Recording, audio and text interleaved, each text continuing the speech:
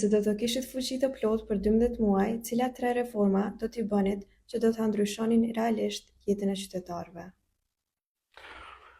Fillimisht, na duhet një analizë gjithëpërfshirëse për intervenime strategjike në ekonominë tonë, duke u nisur sigurisht nga përpunimi, nga prodhimi dhe nga shërbimet në ekonominë e dijes.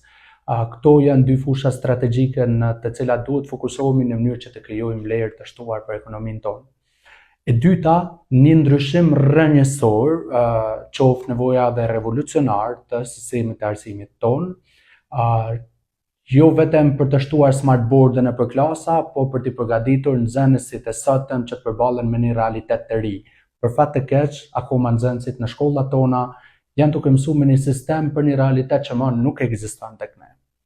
Dhe themi reforma e tretë duhet të orientohet në mënyrë më afatgjatë, më strategjike, që kërkon shumë më shumë punë dhe kohë, është orientimi në sigurimin e një stabiliteti të investimeve në vendin tonë, ku përfshihet infrastruktura, energjia dhe sundimi i ligjit në mënyrë aq strikte saqë të mos bëj përjashtime për askënd.